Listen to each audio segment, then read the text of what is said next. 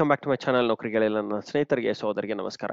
ಗೆಳೆಯರೆ, ಈಗಾಗಲೇ ನಾವು ಲ್ಯಾಂಡ್ ಸರ್ವೇರ್ ಅಲ್ಲಿ ಎಲೆಕ್ಟ್ರೋಮ್ಯಾಗ್ನೆಟಿಕ್ ರೇಡಿಯೇಷನ್ ಅಲ್ಲಿ ಕ್ಲಾಸ್ 4 ತನಕ ಮಾಡಿದ್ವಿ. ಈಗ ಇದು ಕ್ಲಾಸ್ 5 ಆಗಿರುತ್ತೆ for electromagnetic radiation, that is unit 3 ಗೆ ಸಂಬಂಧಪಟ್ಟ ಹಾಗೆ.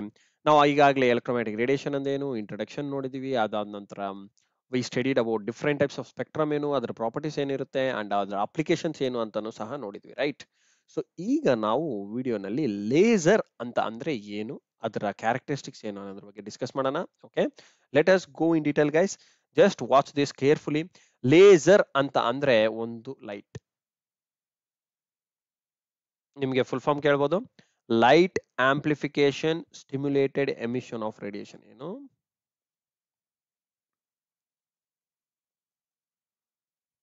ಲೈಟ್ ಆಂಪ್ಲಿಫಿಕೇಶನ್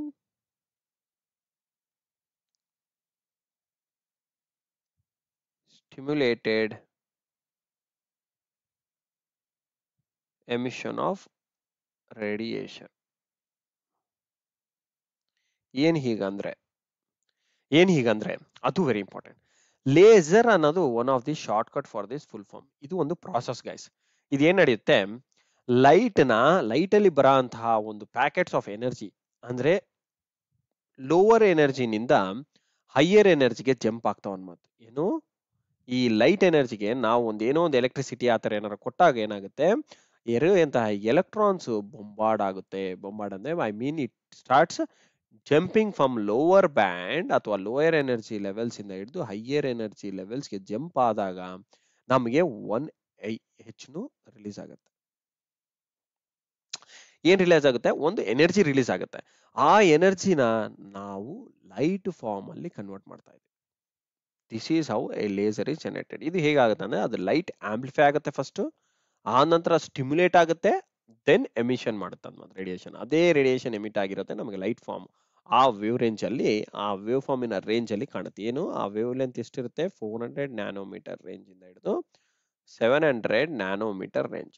ಈಗ ನಾನು ಇಲ್ಲಿ ರೆಡ್ ಅಷ್ಟೇ ತೋರಿಸಿದ್ರೆ ಏನ್ ಮೀನಿಂಗ್? ಅದು 700 ನ್ಯಾನೋಮೀಟರ್ ಇದೆ ಅಂತ ಅರ್ಥ. ನೆನ್ಪಿಟ್ಕೊಳ್ಳಿ, ಇದು ವೆರಿ ಇಂಪಾರ್ಟೆಂಟ್. ಈಗ ನಾನು ಇಲ್ಲಿ ಮೋನೋಕ್ರೋಮ್ಯಾಟಿಕ್, ಬರೀ ಒಂದೇ ಲೈಟ್ ಮಾತ್ರನೇ ಪಾಸಿಬಲ್, ನೀವು ಎಲ್ಲಾ ಕಲರ್ಸ್ ಒಟ್ಟಿಗೆ ತೆಗಿಯಕ್ಕಾಗಲ್ಲ. ಅದೂ ವೆರಿ ಇಂಪಾರ್ಟೆಂಟ್. ಸೊ ಅದಕ್ಕೆ ಇದರಲ್ಲಿ ಇರುವಂತಹ ಪ್ರಾಪರ್ಟೀಸ್ ಬಗ್ಗೆ ತಿಳ್ಕೊಳ್ಳೋದು ಸಹ ವೆರಿ ಇಂಪಾರ್ಟೆಂಟ್. ಪ್ರಾಪರ್ಟೀಸ್ ಅಂದ್ರೆ ಐ ಮೀನ್ ಕ್ಯಾರೆಕ್ಟರಿಸ್ಟಿಕ್ಸ್ ತಿಳ್ಕೊಳ್ಳೋದು ಅಷ್ಟೇ ಇಂಪಾರ್ಟೆಂಟ್ ಆಗಿರುತ್ತೆ. ಫಸ್ಟ್ ನೋಡಿ, ಏನು ಲೇಸರ್ ಡಿವೈಸ್ ಅಂದ್ರೆ? ಲೇಸರ್ ಡಿವೈಸ್ ಅನ್ನೋದು produces A narrow light beam of A single colour and A frequency. Of A single colour, ಒಂದೇ ಕಲರ್ ಒಂದೇ ಫ್ರೀಕ್ವೆನ್ಸಿ, ಚೇಂಜ್ ಇರಲ್ಲ. ನೆನ್ಪಿಟ್ಕೊಳ್ಳಿ, ಒಂದೇ ಕಲರ್ ಒಂದೇ frequency.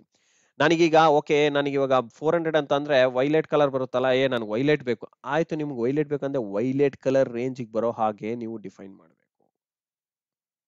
But it is bit tough. Red colour is easy to do and always ನಮಗೆ ಇದೇ colour ಅಲ್ಲೇ ನಾವು ಲೇಸರ್ ಸಿಗುತ್ತೆ. Laser in yellow colour, laser in blue colour ಎಲ್ಲ ನೋಡಿದೀರಾ? No, very less chances. Laser always in red colour ಅಲ್ಲೇ ನಾವು define ಮಾಡ್ತೀವಿ. ಬಿಕಾಸ್ ಆಫ್ ಆ ಹೈ ವೇವ್ ಲೆಂತ್ ಇರೋದ್ರಿಂದ ನಮಗೆ ಜಾಸ್ತಿ ಅಡ್ವಾಂಟೇಜಸ್ ಸಹ ಇದೆ. ಸೊ ಜಾಸ್ತಿ ದೂರದ ತನಕ ಅದು ಟ್ರಾವೆಲ್ ಮಾಡ್ಬೋದು, ಅದೊಂದು ಅಡ್ವಾಂಟೇಜ್ ಜಾಸ್ತಿ. Okay, so single colour single frequency ಇರುತ್ತೆ, ಅದನ್ನ ನೆನ್ಪಿಟ್ಕೊಳ್ಳಿ. ಓಕೆ, ಸೊ ಲೇಸರ್ ಅಂದ್ರೆ ಏನು? ಇದೊಂದು ಡಿವೈಸ್, ಒಂದು ಸಿಂಗಲ್ ಕಲರ್ ಒಂದು ಸಿಂಗಲ್ ಫ್ರೀಕ್ವೆನ್ಸಿನ ಜನರೇಟ್ ಮಾಡೋದು. ಅದು ಲೈಟ್ ಬೀಮ್ ಫಾರ್ಮ್ ಅಲ್ಲ, ಅದು ನ್ಯಾರೋ ಲೈಟ್ ಅಂದ್ರೆ ತೀರಾ ಸಣ್ಣಕ್ಕಿರುತ್ತೆ ಅನ್ಮಾತು. ಓಕೆ, ಸಣ್ಣಕ್ಕಿರುತ್ತೆ, ಅದು ವೆರಿ ಇಂಪಾರ್ಟೆಂಟ್. ಈಗ ಒಂದು ಬೇಸಿಕ್ ಕಾಂಪೊನೆಂಟ್ಸ್ ಆಫ್ ಲೇಸರ್ ಏನೇನ್ ಬರುತ್ತೆ, ಇದು ನಿಮಗೆ ಆಕ್ಚುಲಿ ಬೇಕಾಗಿಲ್ಲ ಸಬ್ಜೆಕ್ಟ್ ಅಲ್ಲಿ, ಬಟ್ ನಾನು ಜಸ್ಟ್ ನಿಮಗೆ ಸಿಂಪಲ್ ಆಗಿ ಒಂದು ಅರ್ಥ ಆಗ್ಲಿ ಅಂತ ಇದೊಂದು ಚಾರ್ಟ್ ಹಾಕಿದ್ದೀನಿ. ಸಿ ಹಿಯರ್, ಇಲ್ಲಿ ಏನಿದೆ, ಕಾಂಪ್ಲೆಕ್ಸಿಟಿ ರಿಫ್ಲೆಕ್ಟಿವ್ ಸರ್ಫೇಸ್ ಅಂದ್ರೆ ಮಿರರ್ ಇದೆ, ಒಂದು ಮಿರರ್. ಓಕೆ, ಒಂದು ಮಿರರ್ ಇದೆ. ಇಲ್ಲಿ ಬೇಕಾಗಿರೋಂಥ ಕಾಂಪೊನೆಂಟ್ಸ್ ಲೇಸರ್ ಮೀಡಿಯಂ ಅಂತ ಕೊಟ್ಟಿದ್ದಾನೆ. ಸೊ ಇದು ಆಕ್ಚುಲಿ ನಿಮಗೆ ಮೀಡಿಯಂ. ಓಕೆ,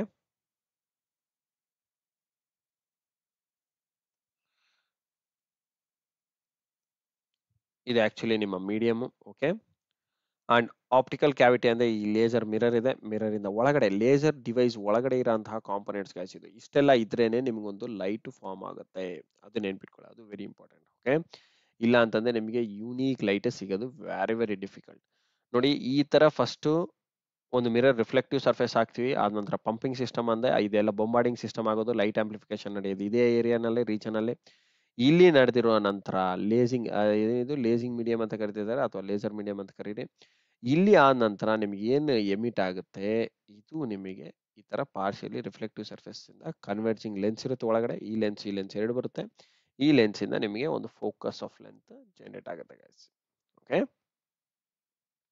ಇದು ನಿಮಗೆ ಜಸ್ಟ್ ಬೇಸಿಕ್ ಓವರ್ ಇರಲಿ, ಬಟ್ ಇದರಲ್ಲಿ ನಿಮಗೆ ಎಕ್ಸಾಮ್ ಅಲ್ಲಿ ಕೇಳೋಂತಹ ಪಾಯಿಂಟ್ಸ್ ಏನೂ ಇಲ್ಲ. ಬೇಸಿಕ್ ಕಾಂಪೊನೆಂಟ್ಸ್ ಏನಿರುತ್ತೆ ಅಂದ್ರೆ ಒಂದು ಮಿರರ್ ರಿಫ್ಲೆಕ್ಟಿವ್ ಸರ್ಫೇಸ್ ಇರುತ್ತೆ, ಒಂದು ಕನ್ವರ್ಜಿಂಗ್ ಲೆನ್ಸ್ ಇರುತ್ತೆ. ಆ ನಂತರ ಇದನ್ನ ಕ್ಯಾವಿಟಿ ಅಂತ ಕರಿತೀವಿ. ಏನಿದೆ ಡಬ್ಬೆನ ನಾವು ಆಪ್ಟಿಕಲ್ ಕ್ಯಾವಿಟಿ ಅಂತ ಕರಿತೀವಿ. ಇವೆಲ್ಲಿ ಒಳಗಡೆ ಲೈಟ್ ಇಂದ ರಿಯಾಕ್ಷನ್ಸ್ ನಡೀತಾ ಇರುತ್ತೆ. Okay, going towards very important topic, that is characteristics. ಏನು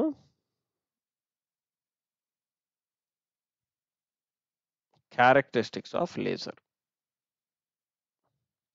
ಏನಿದು ಕ್ಯಾರೆಕ್ಟರಿಸ್ಟಿಕ್ಸ್ ಆಫ್ ಲೇಸರ್ ಅಂತಂದ್ರೆ 4 very important characteristics all the time exam ಅಲ್ಲಿ ಕೇಳೋಂತ ಕ್ಯಾರೆಕ್ಟರಿಸ್ಟಿಕ್ಸ್. ಮೋನೋಕ್ರೋಮ್ಯಾಟಿಕ್, ಇದನ್ನ ನಾವು ಆಲ್ರೆಡಿ ಡಿಸ್ಕಸ್ ಮಾಡಿದ್ವಿ. ಇದು ಸಿಂಗಲ್ ಕಲರ್ ಕೊಡುತ್ತೆ, ಸಿಂಗಲ್ ಫ್ರೀಕ್ವೆನ್ಸಿ. ಸೊ ಅದಕ್ಕೆ ಇದನ್ನ ಏನಂತೀವಿ, ಮೋನೋಕ್ರೋಮ್ಯಾಟಿಕ್ ಅಂತ ಕರಿತೀವಿ. ಏನ್ meaning? Laser light is concentrated in a narrow range of view length. ಒಂದೇ ಒಂದು ರೇಂಜ್ ಆಫ್ ವ್ಯೂ ಲೆಂತ್ ಅಲ್ಲಿ ಪ್ರೊಡ್ಯೂಸ್ ಮಾಡ್ತಾ ಇರುತ್ತೆ. ಅದಕ್ಕೆ ಇದನ್ನ ಮೋನೋಕ್ರೋಮ್ಯಾಟಿಕ್ ಸಿಟಿ ಅಂತ ಕರಿತೀವಿ. Coherence, very important. ಕೊಹರೆನ್ಸ್ ಅಂತಂದ್ರೆ ಏನು? ಕೊಹರೆನ್ಸ್ ಅಂತಂದ್ರೆ ಎಲ್ಲಾ ಎಮಿಟೆಡ್ ಫೋಟಾನ್ಸ್ ಬೇರೆ constant phase relationship with each other in both time and the phase. Coherence ಅಂತಂದ್ರೆ ಅದರಲ್ಲಿ ಎಷ್ಟು ಫೋಟಾನ್ಸ್ ಆಫ್ ಎನರ್ಜಿ, ಹೆಚ್ನು ಅಂತ ಏನ್ ಕರೆದೆ ಅಲ್ಲ ನಾನು, ಈ ತರ ಒಂದು ಕೆಳಗಡೆ ಒಂದು ಲೋವರ್ ನಿಂದ ಅಪ್ಪರ್ಗೆ ಬೊಂಬಾರ್ಡ್ ಆದಾಗ ಅಂದ್ರೆ ಜಂಪ್ ಆದಾಗ ಎನರ್ಜಿ ಇದಕ್ಕೆ ಸಿಕ್ಕಿದೆ, ಎನರ್ಜಿ ಸಿಕ್ಕಿದಾಗ ಇಮಿಡಿಯೇಟ್ ಆಗಿ ಒಂದು ಏರಿಯಾ ಒಂದು ಲೆವೆಲ್ ಇಂದ ಇನ್ನೊಂದು ಲೆವೆಲ್ ಜಂಪ್ ಆದಾಗ ನಮಗೆ ಹೆಚ್ಚು ಆಫ್ ಎನರ್ಜಿ ರಿಲೀಸ್ ಆಗುತ್ತೆ. ಈ ಎನರ್ಜಿ ರಿಲೀಸ್ ಆಗಿರೋಂತಹ ಎನರ್ಜೀಸ್ ಎಷ್ಟೇ ಎನರ್ಜಿ ರಿಲೀಸ್ ಆಗಿರುತ್ತೆ, ಇವೆಲ್ಲಾನು ಫೇಸ್ ರಿಲೇಶನ್ಶಿಪ್ ಅಲ್ಲಿ ಇರ್ತವೆ. ಅಂದ್ರೆ ಫೇಸ್ ಅಂದ್ರೆ ಯಾವುದೇ ತರ ಆಂಗಲ್ ಡಿಫರೆನ್ಸ್ ಇರಲ್ಲ. ಒಂದು ಹೀಗ್ ಬರೋದು, ಒಂದು ಹೀಗಿರೋದು, ಇನ್ನೊಂದು ಹೀಗಿರೋದು, ಈ ತರ ಇರಲ್ಲ. ಒಂದೇ ಫೇಸ್ ರಿಲೇಶನ್ಶಿಪ್ ಅಲ್ಲಿ ಇರ್ತವೆ. ಇದ್ರೆಲ್ಲ ಹೀಗಿರ್ತವೆ ಅಥವಾ ಇದ್ರೆ ಎಲ್ಲ ಹೀಗಿರ್ತವೆ, ಅಥವಾ ಇದ್ರೆ ಎಲ್ಲ ಹೀಗಿರ್ತವೆ. ಏನಿದು ಎಲ್ಲ ಅಂತಂದ್ರೆ ಹೆಚ್ಚು ಎನರ್ಜಿ ಎಮಿಟ್ ಆಗಿರುವಂತಹ ಎನರ್ಜಿ. ಒಂದು ಎಲೆಕ್ಟ್ರಾನ್ ಜಂಪ್ ಕೆಳಗಡೆನಿಂದ ಇನ್ನೊಂದಕ್ಕೆ ಜಂಪ್ ಆದಾಗ ಒಂದು ಹೆಚ್ಚು ರಿಲೀಸ್ ಆಗುತ್ತೆ. ಅದೇ ತರ ಇನ್ನೊಂದು ಜಂಪ್ ಆಯ್ತು, ಇನ್ನೊಂದು ಅದೇ ತರ ಎಷ್ಟೆಲ್ಲ ಜಂಪ್ ಆಗುತ್ತೆ ಅಷ್ಟುನು ಇದೇ ತರ ಕೊಹರೆನ್ಸ್ ಅಲ್ಲಿ ಇರ್ತಂತೆ. ಅಂದ್ರೆ ಒಂದು ಫೇಸ್ ರಿಲೇಶನ್ಶಿಪ್ ಅಲ್ಲಿ ಇರ್ತವೆ. ಓಕೆ, ಅದಕ್ಕೆ ಇದನ್ನ ಕೊಹರೆನ್ಸ್ ಅಂತ ಕರಿತೀವಿ. ಅದಕ್ಕೆ ನಮಗೆ ಒಂದೇ ಡೈರೆಕ್ಷನ್ ಅಲ್ಲೇ ಸಿಗುತ್ತೆ ಲೈಟ್, ಬಿಟ್ರೆ ಒಂದ್ ಲೈಟ್ ಹಿಂಗ್ ಬರೋದು, ಇನ್ನೊಂದು ಹಿಂಗ್ ಬರೋದು, ಇನ್ನೊಂದು ಹಿಂಗ್ ಬರೋದು, ಈ ತರ 4-5 ಡೈರೆಕ್ಷನ್ ಅಲ್ಲಿ ಬರಲ್ಲ, ನೆನ್ಪಿಟ್ಕೊಳ್ಳಿ. Okay, directionality. Laser light is usually low in divergence. Divergence ಅಂದ್ರೇನು? ಒಂದ್ ಕಡೆ ಬಿಟ್ಟು ಇನ್ನೊಂದ್ ಕಡೆ ಡೈವರ್ಜ್ ಆಗೋದು, ಅಂದ್ರೆ ಹೀಗ್ ಹೋಗೋದು ಬಿಟ್ಟು ಹಿಂಗ್ ಹೋಗ್ಬಿಡೋದು, ಇಲ್ಲಿ ಹಿಂಗ್ ಹೋಗ್ಬಿಡೋದು, ಈ ತರ ಆಗಲ್ಲ. ಲೇಸರ್ ಡೈರೆಕ್ಷನಾಲಿಟಿ ಅಂತ ಕರಿತೀವಿ. ಯಾವ ಡೈರೆಕ್ಷನ್ಗೆ ಹಾಕ್ತಿವಿ ಅದೇ ಡೈರೆಕ್ಷನ್ಗೆ ಹೋಗುತ್ತೆ. ಅದಕ್ಕೆ ಈ ಲೇಸರ್ ಅನ್ನೋದು ಫೋಕಸ್ಡ್ ಬೀಮ್ ಅಂತ ನಾವು ಕರಿಬಹುದು. ಅಂದ್ರೆ ಒನ್ ಏರಿಯಾಗ ಮಾತ್ರನೇ ಡೈರೆಕ್ಷನ್ ಅಂತಂದ್ರೆ ಒಂದು ಪರ್ಟಿಕ್ಯುಲರ್ ಪಾಯಿಂಟ್ಗೆ ನಾವು ಪಿನ್ ಪಾಯಿಂಟ್ ಮಾಡಿ ಲೇಸರ್ ಬಿಟ್ಟರೆ ಕರೆಕ್ಟ್ ಅದೇ ಪಾಯಿಂಟ್ ಹತ್ರ ನಿಮ್ಗೆ ಕಟಿಂಗ್ ಆಗ್ಬೇಕಂತ ಕಟಿಂಗ್ ಆಗುತ್ತೆ. ಲೇಸರ್ ಸೋರ್ಸ್ ನ ನಾವು ಕಟಿಂಗ್ಸ್ಗೂ ಸಹ ಯೂಸ್ ಮಾಡ್ತೀವಿ, ನೆನ್ಪಿಟ್ಕೊಳ್ಳಿ. ಲೇಸರ್ ಕಟಿಂಗ್ ಅಂತಾನು ಬರುತ್ತೆ, ಲೇಸರ್ ಟ್ರೀಟ್ಮೆಂಟ್ ಅಂತಾನು ಬರುತ್ತೆ. ಲೇಸರ್ ಇಂದ ಐ ಟ್ರೀಟ್ಮೆಂಟ್ ಸಹ ಮಾಡ್ತಾರೆ, ಲೇಸರ್ ಇಂದ ಕಟಿಂಗು ಸಹ ಮಾಡ್ತಾರೆ ಇಂಡಸ್ಟ್ರೀಸ್ ಅಲ್ಲಿ. ಓಕೆ, ಲೇಸರ್ ಕಟಿಂಗ್ ಅನ್ನೋದು ಹೈ ಎಫಿಷಿಯನ್ಸಿ ಕಟಿಂಗು. ಈ ಮನುಷ್ಯರು ಮಾಡಕ್ ಆಗದೆ ಇರೋಂತಹ ಕಟಿಂಗು ಈ ಪರ್ಟಿಕ್ಯುಲರ್ ಮಷಿನ್ ಲೇಸರ್ ಇಂದ ಟಕ್ ಟಕ್ ಟಕ್ ಟಕ್ ಟಕ್ ಟಕ್ ಅಂತ ಕಟ್ ಮಾಡ್ಬೋದು. ಹಾಗೆ ಲೇಸರ್ ಇಂದ ನಾವು ವೆಲ್ಡಿಂಗ್ ಸಹ ಮಾಡಬಹುದು. ಅದನ್ನು ಒಂದು ಇಂಪಾರ್ಟೆಂಟ್ ಇದೆ. ಬೇರೆ ಬೇರೆ ಮೆಟೀರಿಯಲ್ ನ ಹಾಕಿ ಸ್ವಲ್ಪ ಹೀಟ್ ಅಪ್ ಮಾಡಿದಾಯ್ತು, ವೆಲ್ಡ್ ಆಟೋಮೆಟಿಕ್ ಆಗುತ್ತೆ. Okay, and next coming to us high irradiance. High irradiance ಅಂತಂದ್ರೆ ಏನು? Light possess high radiant power per unit area ಅಷ್ಟೇ. ಹೈ ಇರೇಡಿಯನ್ಸ್ ಅಂದ್ರೆ ಏನು? ಎನರ್ಜಿ ಜಾಸ್ತಿ ಇರುತ್ತೆ ರೀ. ಮತ್ತೆ ಅದಕ್ಕೆ ನಾವೇನು ಹೀಟಿಂಗ್ ಯೂಸ್ ಮಾಡ್ಬೋದು, ಒಂದು ಐ ಟ್ರೀಟ್ಮೆಂಟ್ ಯೂಸ್ ಮಾಡ್ಬೋದು. ಓಕೆ, ಅದೇ ತರ ವೇರಿಯಸ್ ಅಪ್ಲಿಕೇಶನ್ಸ್ಗೂ ಸಹ ನಾವು ಯೂಸ್ ಮಾಡ್ಬೋದು. ಓಕೆ, ಅದಕ್ಕೆ ಇದರಲ್ಲಿ ಏನು ಹೈ ರೇಡಿಯಂಟ್ ಎನರ್ಜಿ ಇರುತ್ತೆ ಅಂತ ಹೇಳ್ತಾರೆ. High radiant power per unit area. ಒಂದು ಏರಿಯಾಗೆ ತಗೊಂಡಾಗ ಡೆನ್ಸಿಟಿ ಜಾಸ್ತಿ ಅಂತ ಅರ್ಥ, ಪವರ್ ಡೆನ್ಸಿಟಿ ಜಾಸ್ತಿ ಇರುತ್ತೆ. ಒಂದು ಎನರ್ಜಿ ಜನರೇಟ್ ಆಗಿರೋ ಅಂತ ಒಂದು ಲೇಸರ್ ಅಲ್ಲಿ, ಒಂದು ಲೇಸರ್ ಲೈಟ್ ಸೋರ್ಸ್ ಈ ತರ ಇದೆ ಅಂತಂದ್ರೆ ನೀವು ಈ ಪರ್ಟಿಕ್ಯುಲರ್ ಒಂದು ಸಣ್ಣ ಏರಿಯಾ ಅಂತ ತಗೊಂಡ್ರು ಸಹ ಈ ಏರಿಯಾನಲ್ಲಿ ಲೈಟ್ ಸೋರ್ಸಿನ ಎನರ್ಜಿ ಜಾಸ್ತಿ ಇರುತ್ತೆ, ಪವರ್ ಕನ್ಸಂಪ್ಷನ್ ಜಾಸ್ತಿ ಇರುತ್ತೆ. ಅಲ್ಲಿ ಇಲ್ಲಿಂದ ಜನರೇಟ್ ಆಗೋಂತಹ ಎನರ್ಜಿ ಲೆವೆಲ್ಸ್ ಜಾಸ್ತಿ ಇರುತ್ತೆ.